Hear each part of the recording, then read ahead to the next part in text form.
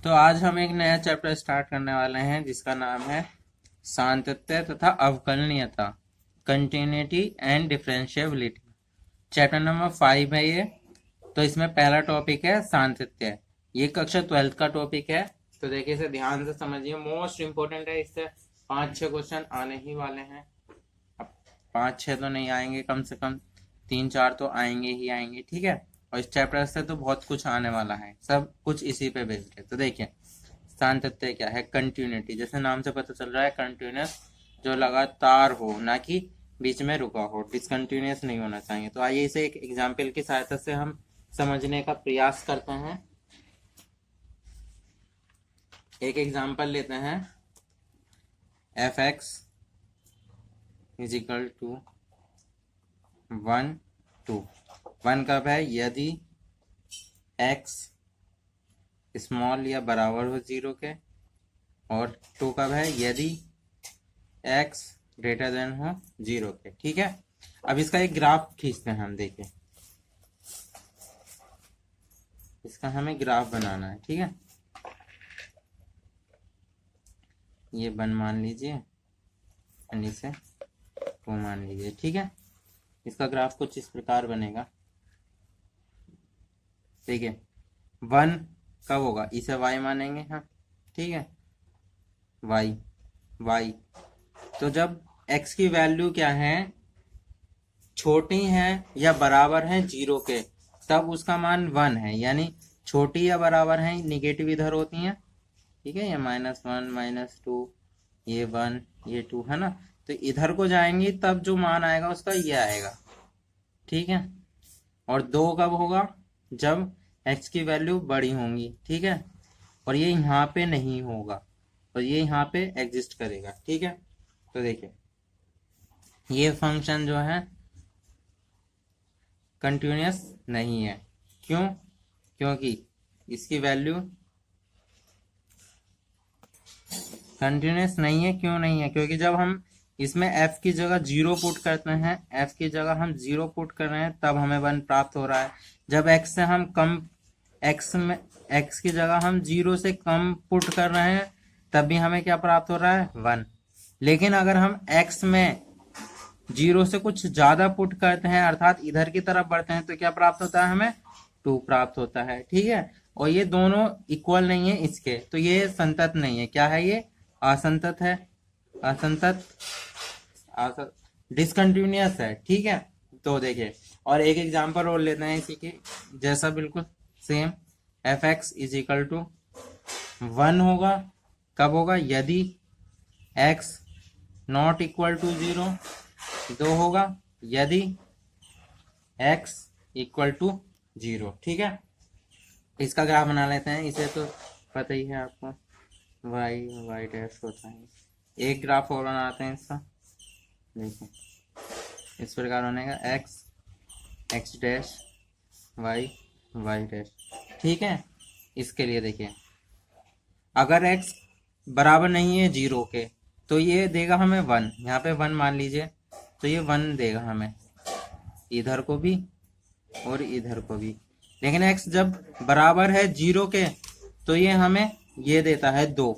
जब x यहाँ पे 0 होगा, x की वैल्यू 0 होगी यहाँ पे, तो ये हमें 2 देगा यहाँ पर, ठीक है। तभी यहाँ पे आएगा। तो यहाँ पे ये खाली हो चुका है, टूट गया है। जो ये लाइन थी हमारी डिसकंटिन्यूअस हो गई, टूट गई यहाँ पे, ठीक है। क्योंकि यहाँ पर तो कुछ नहीं है, जो भी वैल्यू है यहाँ पर है और यहाँ पर है नहीं। ये y बराबर 1 की लाइन हो गई जो कि डिसकंटिन्यूअस है। क्योंकि देखिए इसमें जब हम थोड़ा 0 से थोड़ा कम लेंगे, 0 से थोड़ा कम लेंगे, इधर को चलेंगे, तब भी वैल्यू क्या आने वाली है? 1। जब हम 0 से थोड़ा ज्यादा लेंगे, तब भी वैल्यू क्या आने वाली है? इधर को चलते समय 1। लेकिन जब हम 0 लेते हैं तो 1 नहीं आती, क्या आती है वैल्यू? 2। तो देखिए ये इसके इक्वल तो है बट इसके इक्वल नहीं है, तो ये भी कैसा हो गया? असंतत। तो इसके लिए हमने एक डेफिनेशन देखी है। देखिए संतत कब होंगे? कोई एक फंक्शन होता है f, है ना, और एक पॉइंट ले लेते हैं हम। ये f कोई एक फंक्शन है और एक पॉइंट ले लेते हैं हम x।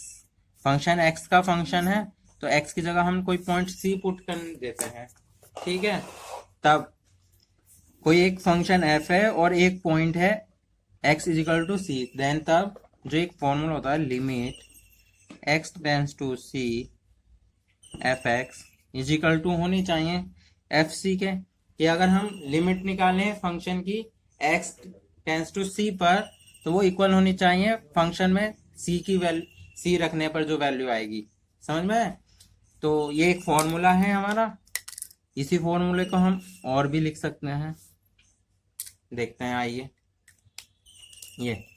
ये लिमिट है हम इसे इस तरीके से लिख सकते हैं, limit x tend to c से थोड़ा कम f x is equal to limit x tends to c से थोड़ा ज्यादा एफ एक्स।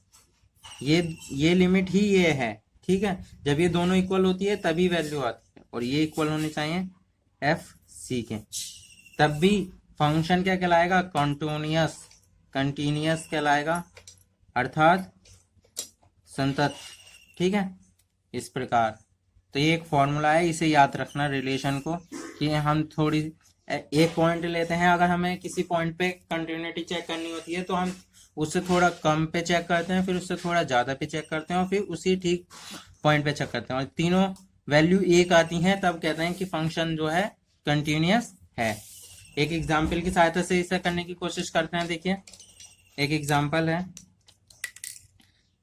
x बराबर 1 पर एफ एक्स 2x प्लस 3 की सत्यता जांच कीजिए कि क्या ये फंक्शन कंटिन्यूअस है x बराबर 1 पर या नहीं। तो इसके लिए हम थोड़ा कम थोड़ा ज्यादा लेंगे, तो यहाँ पे x से थोड़ा कम ये तो दिया नहीं है ना कि x की वैल्यू इससे ग्रेटर देन या इससे 1 से वो है, तो हम इस फॉर्मूले का यूज करते हैं, यानी हम लिमिट निकाल लेते हैं। लिमिट x टेंस टू क्या रखने वाले हैं हम 1 एफ एक्स में, एफ एक्स क्या है हमारा, लिमिट x टेंस टू 1 रखेंगे, तो x प्लस 3 में एफ एक्स की जगह ये रख दीजिए, और 1 प्लस 3, तो ये हो जाएगी इसकी value 2 plus 3 is equal to 5। और अगर हम यहाँ पे 1 वैसे ही पुट करके देखें, 2 इंटू 1 प्लस 3, ये भी क्या आएगा 5।